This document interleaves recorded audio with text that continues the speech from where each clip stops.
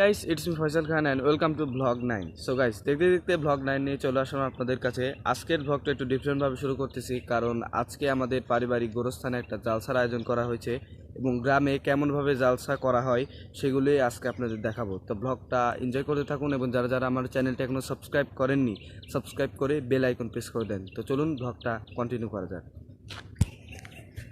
So guys দেখতে পাচ্ছেন এটা হচ্ছে আমাদের জালসার গেট। সো গাইস সুন্দর একটা জালসার গেট করা হয়েছে।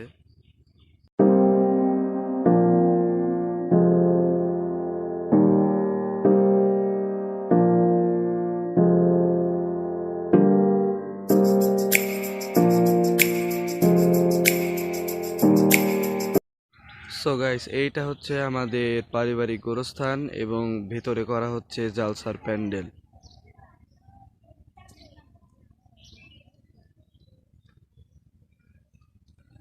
সো গাইস দেখতে পাচ্ছেন এখনো প্যান্ডেলটা পুরোটা কমপ্লিট হয়নি।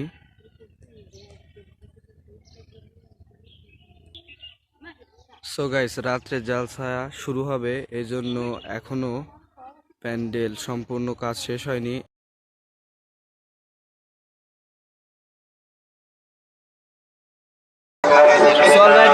এখন আমরা আছি আমাদের জালসাতে এবং আশেপাশে অনেক দোকানপাট বসেছে, এগুলো এখন আপনাদের ব্লগটা এনজয় করতে থাকুন।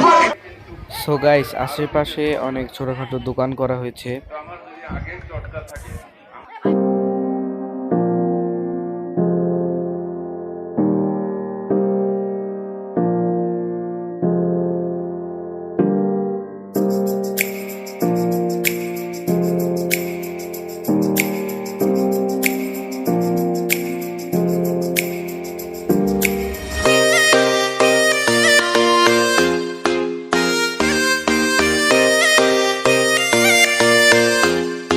হ্যাঁ গাইস, আমরা এবার চলে আসলাম বকুল ভাইয়ের দোকানের মাঝে। বকুল ভাই, বেচাকেনা কেমন হচ্ছে?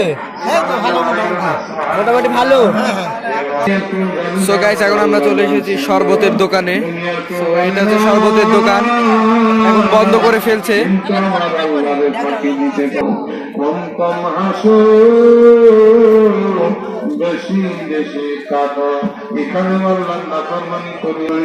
সো গাইস এটা হচ্ছে পানের দোকান।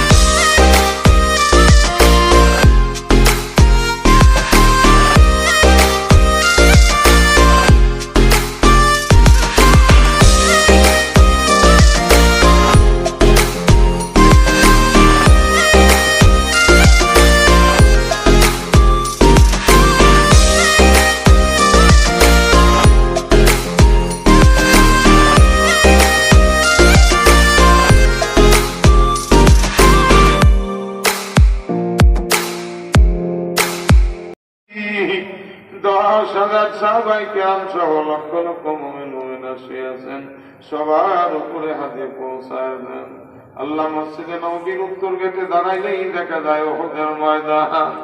আল্লাহ বাসর ঘরের বিবি রাখিয়া হযরতে হাত পৌঁছায় দেন। আল্লাহ মিনা ময়দানে মসজিদে কায়েফের সামনে 70 জন নবী রাসূল শুয়ে আছেন, তাদের উপরে পৌঁছায় দেন। অবদান মাওলা সমস্ত নবী রাসূল সাহাবায়ে কেরাম তাবিন তাবিন আম্মা মুস্তাহিদিন সিদ্দিকিন সালামাহুম বিরহমাতিকা ইয়া আরহামার রাহিমিন। আসসালামু আলাইকুম ওয়া রাহমাতুল্লাহি ওয়া বারাকাতুহু।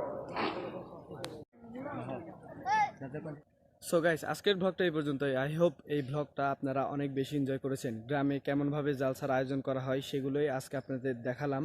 সো ব্লগটা যদি ভালো লাগে লাইক বাটন লাইক দিয়ে দেন এবং সাবস্ক্রাইব করে বেল আইকন প্রেস করে দেন।